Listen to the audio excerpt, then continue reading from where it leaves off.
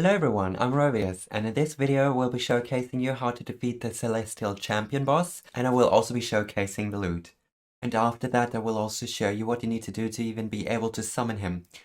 Do note that this is a little bit of a longer video. I try to make everything as short and concise as possible, but there is just a lot of stuff to cover. For your convenience, I will be putting a lot of timestamps down below so you can navigate to every individual part of the whole process. And also feel free to pause the video and come back to it if you, for example, you're doing this yourself while watching the individual steps. And as a final disclaimer, I would like to point out that this video was shot not even 24 hours after the release of the beta branch, so a lot of these things are still subject to change. Let's first talk about the recommended equipment for this fight.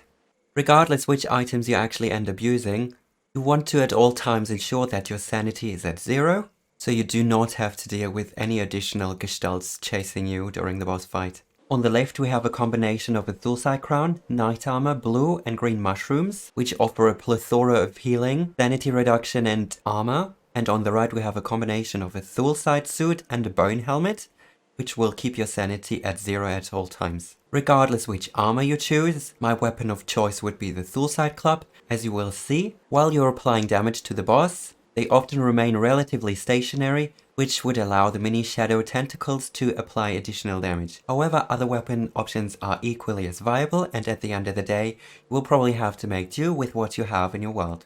In the end, how much healing and armor you're going to need for the boss fight is going to depend on how well you execute the boss fight. If you know what you're doing, you can come by with very little armor. I generally find this boss fight way less resource intense as some other bosses like Toadstool or the Ancient Few Weaver, for example. In its first phase, the boss has 12,000 health and has 3 different attacks at its disposal. A sort of bouncy roll attack which you just try to sidestep. Whenever it finishes its roll attack, it will then proceed to do anything in between 4 to 6 stomps. You just want to wait for that to be finished, which will then lead you to have a window of opportunity to get in a couple of attacks. And it also has an ability where it just summons a lot of gestalts, which you can easily avoid by outranging it. In its second phase, the Celestial Champion has another 12,000 health and now has an arsenal of 4 different attacks. It will spin around trying to chase you down, as opposed to in the first phase, you don't want to sidestep this, you just want to run away in a straight line, as it will move very fast while it chases you in a spin. You will absolutely want to avoid getting caught there, as getting caught in the spin will stun lock you and you will take a lot of damage. Whenever it finishes spinning, there is 2 options. You're standing relatively close to it, it will try to strike you, and if you stand a little bit further away from it, it will try to launch gestalts at you. You can get in 1, 2, 3, 4, 5, 6, 7, 8 hits reliably before you have to run away again. And it also has an ability where it summons glass shards in a circular pattern. These can be avoided relatively easy, and you can also mine them to obtain moonglass. In its last phase, the Celestial Champion has 14,000 health points again, and another arsenal of 4 new abilities. Right away, when you enter the third stage, first thing it will do is it will summon these Enlightened Crystals that will emit some AoE damage if you get too close to it. Just try to avoid them. You can use this initial ability to your advantage by trying to apply as much damage as you can while it is busy summoning these Enlightened Shards. It also has a relatively simple attack where it will try to retaliate when you're attacking it or standing too close to it. Try to bait that out. Just like in the 2 other phases, it has an ability again where it will try to launch gestalts at you. However, in this phase, it will also do its melee attack doing that. I found it relatively easy to avoid the gestalts running around the Celestial Champion in a circle.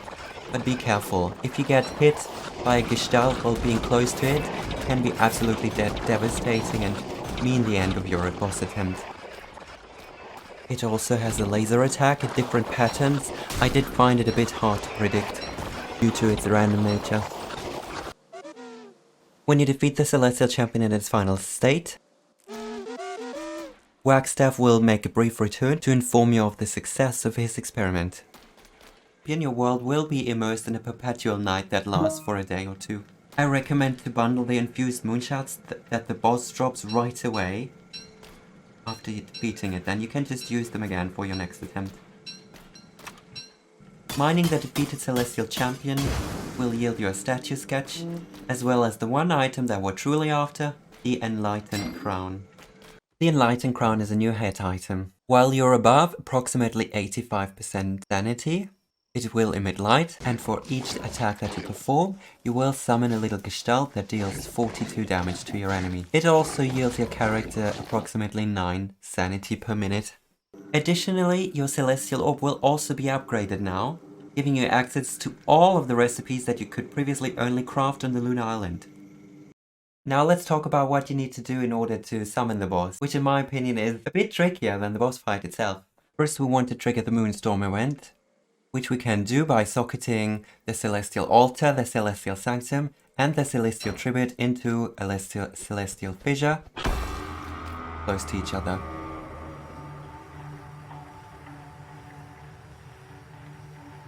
If you already find yourself confused at where to get the Celestial Tribute, Altar and Sanctum, I did cover that in my Astral Detective video. Feel free to check that out. Additionally, while the mysterious energy is in this state, nighttime will be replaced by this perpetual new full moon, which means we will not have to worry about light. Somewhere on your map you will now be able to find these celestial storm locations. I don't know if this is intended or not, but as of now we can use the desert goggles to be able to see during the moonstorm. When we first enter the moonstorm, we will encounter Wagstaff, who tells us he needs our assistance, giving us access to the Astrogoggles blueprint and the incomplete experiment blueprint. The Astroggles work in a similar manner as the desert goggles, protecting you from the dust of the moonstorm. You will need 2 moon shards and 1 potato to craft it. Wagstaff also said to come seek him out as soon as we're well prepared, so you do want to bring weapons, armor and healing for this. Follow Wagstaff when you find him. Now we find ourselves in a little mini event where Wagstaff tries to fix the energetic static while we're constantly under attack of these mutated birds. Wagstaff will now ask you to give him 1 out of 5 different tools each that you can find in proximity to him. There is 5 different odd tools. You need to figure out which one is the correct one and give them to Wagstaff. If the experiment takes too much damage while you're doing it, from the attacking birds you will have to start over. A weather pane can work wonders here to dispose of lots of birds at a time. If you struggle with the gestalt putting you to sleep during the moonstorm, you can eat a mushy cake, which is cooked with 1 mushroom of each color to protect you from the sleepiness. When you successfully complete the puzzle, you will be left with the Restrained Static. You're going to need 3 of these, so you have to do this event 3 times. Sometimes the ground is struck by these lunar lightnings, which will leave behind charged glassy rock. If you mine those, you're left behind with infused moon glass. You're going to need 30 of those infused moon glass pieces. However, they do lose durability really quickly, so be prepared and have a lot of bundling wraps on you, because the first ones you pick up will probably already be spoiled by the time you found the last pieces of the total of 30 that you need. Before we go back to the Lunar Island, you want to prototype the incomplete experiment. We already got the Restrained Static from the puzzle. You're also going to need 2 electrical doodads, as well as 5 Moon Gleam. Moon Gleam can be caught with a bug net, which you will be able to find inside a Moonstorm. Just like with the infused moon glass, you want to hurry up doing this, as the Moon Gleam itself also falls really quickly. In order to finish the incomplete experiment, you're going to need to catch another 10 Moon Gleam and bundle them. When you caught the last one, you quickly want to bundle them, as they too lose durability really quickly. Just in case there is any confusion, so you need 5 Moon Gleam to finish the incomplete experiment, which you're going to prototype right away once you have the 5 Gleam, and then you're going to need an additional 10 Moon Gleam, which you're going to bundle, and then use on the Lunar Island to upgrade the experiment. Back on the Lunar Island, we can finally build the incomplete experiment on top of the mysterious energy. You're going to need another bug net to catch the Gleam again once you unbundle it on the Lunar Island, as your character will release them upon unbundling, as opposed to them being released into your inventory. Similarly, in the fashion of how you upgrade Pearl's house, you can now use the acquired materials to finish the Lunar Siphonator. Once you do this, the boss will be summoned.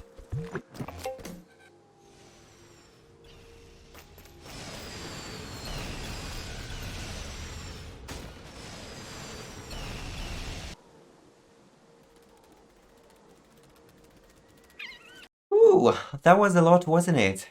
Thank you so very much for watching. I hope you found this walkthrough helpful, useful. Feel free to give me a like, subscribe if we want to see more videos like these in the future where I explain things.